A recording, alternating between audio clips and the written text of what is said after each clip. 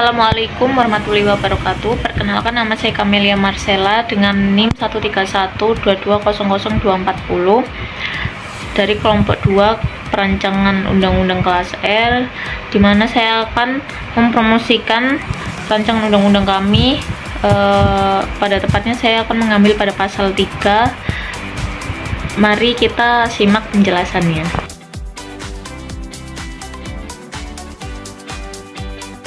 Yang pertama dari pasal 3 adalah 1. Membaca dan mengikuti petunjuk penggunaan dengan cermat, yang mana berarti konsumen harus memahami bagaimana cara penggunaan barang atau jasa dengan teliti agar dapat menghindari kesalahan dan memaksimalkan manfaatnya.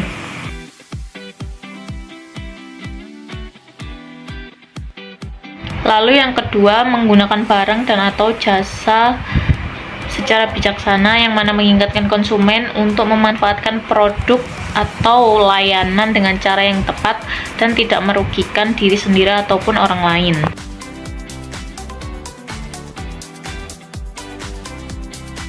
Selanjutnya yang ketiga, melaporkan pelanggaran perlindungan konsumen, yang berarti konsumen harus berperan aktif untuk melaporkan kepada pihak yang berwenang jika menemukan praktik yang merugikan hak-hak mereka atau melanggar hukum perlindungan konsumen.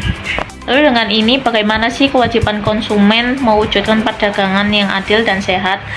Mari kita simak penjelasannya.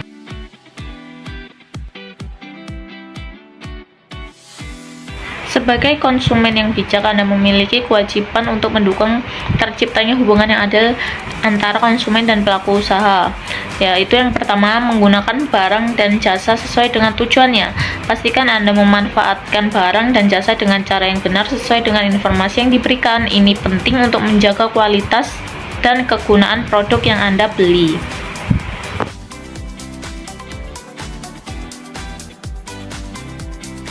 Lalu, membayar dengan adil dan sesuai ketentuan.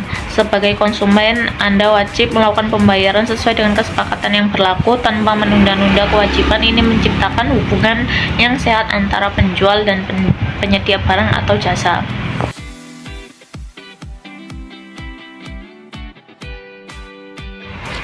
Lalu yang terakhir, ada menghindari penggunaan yang merugikan pihak lain, gunakan produk layanan dengan bijak dan hindari penyalahgunaan, lalu memberikan informasi yang akurat dan jujur jika Anda menghadapi masalah dengan barang atau jasa yang dibeli. Anda diwajibkan untuk memberikan informasi yang benar kepada pelaku usaha agar mereka dapat mengambil langkah yang tepat untuk penyelesaiannya. Perkenalkan, nama saya Dodi Setiawan dengan NIM 131200296 dari kelompok 2 mata kuliah perancangan perundang-undangan. Di sini akan mempromosikan tugas kami mengenai rancangan undang-undang nomor 8 tahun 1999 tentang perlindungan konsumen. Rencana RUU Perlindungan Konsumen Republik Indonesia nomor 5 tahun 2025 yang belum resmi disahkan mengatur hak-hak konsumen. Berikut penjelasan pasal 4. Hak-hak konsumen. 1. Menerima pembayaran sesuai kesepakatan.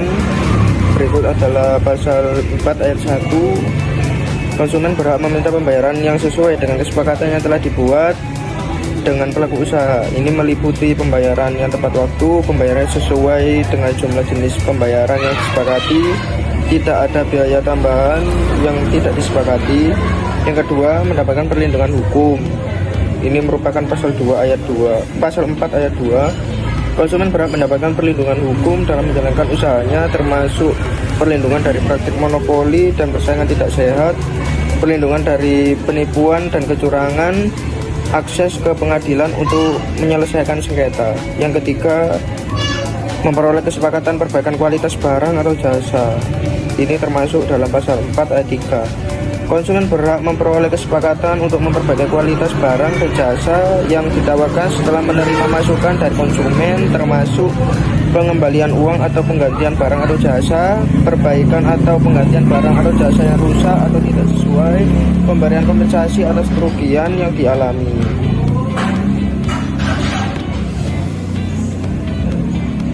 Adapun dasar hukum yaitu satu Undang-Undang Nomor 8 Tahun 1999 tentang perlindungan konsumen sebagai acuan.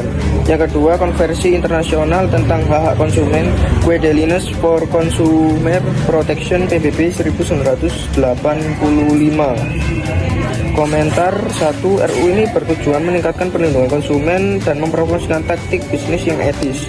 Yang kedua, pasal 4 menegaskan hak konsumen yang harus dihormati oleh pelaku usaha. Yang ketiga, pelaksanaan pasal ini memerlukan kerjasama antara pemerintah, pelaku usaha, dan masyarakat. Sekian, terima kasih.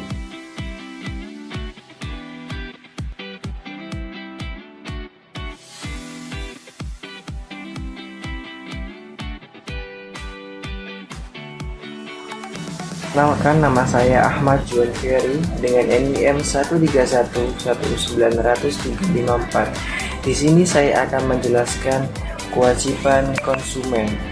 Dirujuk dengan pasal 5 butir A, membaca atau mengikuti peraturan konsumen atau pemanfaatan barang dan jasa atau keselamatan. Butir B yaitu beritikat baik dalam melakukan transaksi pembelian dan jasa.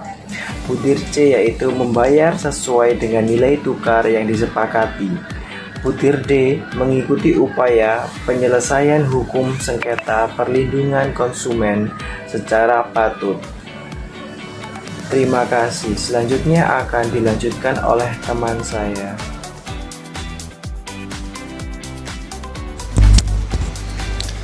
Baik, perkenalkan, nama saya Haidar Muhammad Ali, NIM 1311825.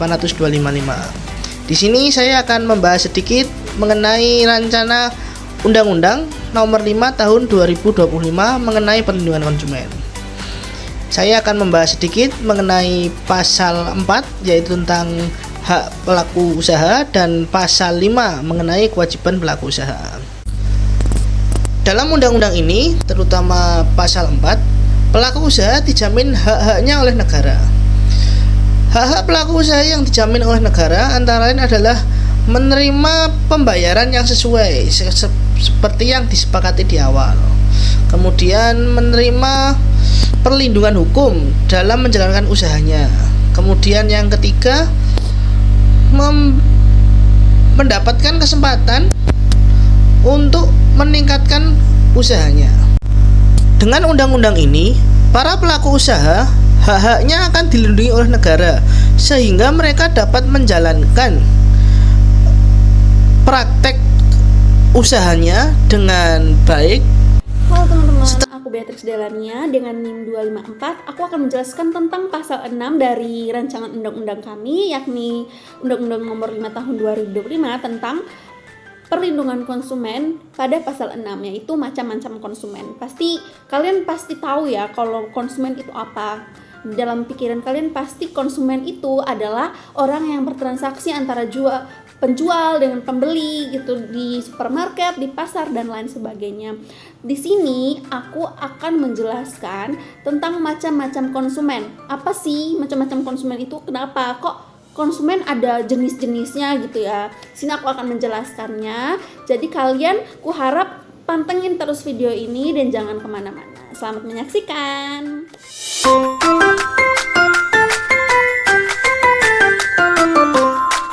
Baik, selanjutnya yang pertama ada konsumen individu. Konsumen individu ini merujuk kepada saya dan juga Anda. Kita disebut sebagai konsumen individu karena membeli barang, jasa untuk kebutuhan pribadi, untuk kebutuhan keluarga, atau orang terkasih. Setiap keputusan yang kita ambil sebagai konsumen itu sangat berpengaruh besar terhadap pasar. Seperti itu ya teman-teman penjelasannya. Sekelompok orang sedang mengadakan rapat di ruang rapat atau di sebuah ruangan gitu ya. Itu dinamakan konsumen bisnis. Kenapa? Karena mereka itu adalah badan usaha atau organisasi yang membeli jasa atau barang untuk mendukung operasional mereka.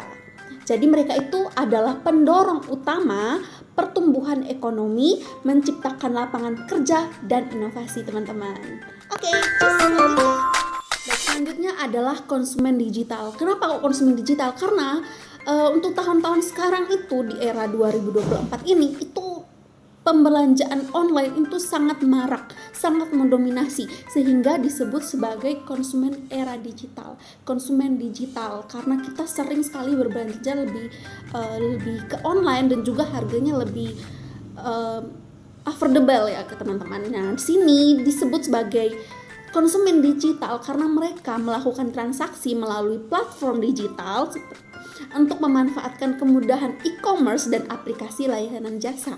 Inovasi teknologi telah mengubah cara kita berbelanja dan bertransaksi. Untuk e-commerce dan aplikasi-aplikasinya pasti kita sangat tahu ya teman-teman. Tidak perlu saya sebutkan lagi. Teman-teman, dari gambar sebelumnya kita telah melihat gambar konsumen dan kalian pasti tahu ya, bisa tebak ya konsumen jenis apakah itu. Ya, konsumen berkebutuhan khusus. Jadi mereka memerlukan perhatian yang ekstra dalam hal aksesibilitas dan perlindungan.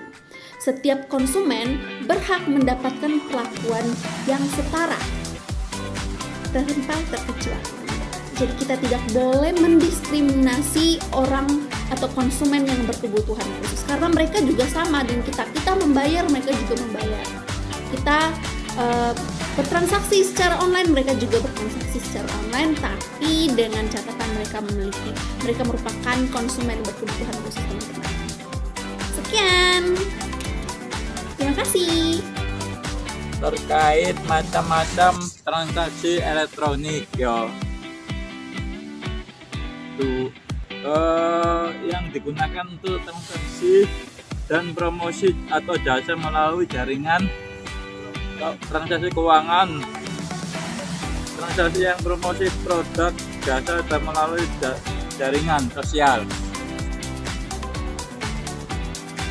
menawarkan berbagai layanan seperti transportasi, pengiriman, dan layanan berbasis elektronik atau berbasis aplikasi.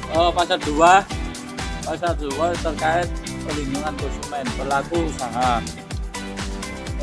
Pelaku usaha itu membantu kita agar usahanya biar rame, biar jualannya laris, dikarenakan perekonomian ke bawah karena agar kita membantunya pelaku-pelaku yang usaha yang lainnya seperti beras, gula, mobil, dan segala macam. Makasih.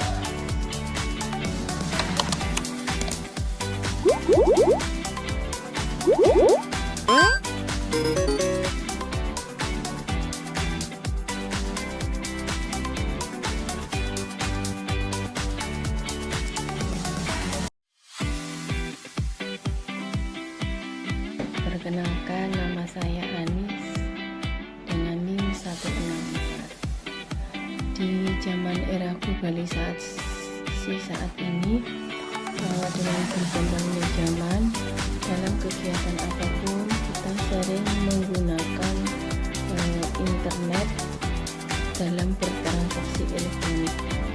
Di sini dapat saya contohkan, misalkan kita dalam melakukan pembayaran saat kita membeli barang, kita menggunakan e-barcode. Dalam hal jual beli suatu barang, kita dapat memesan dan melakukan transaksinya juga melalui transaksi elektronik, di mana transaksi elektronik tersebut merupakan mengatur keamanan transaksi melalui platform e-commerce, melalui media sosial, dan pembayaran melalui digital.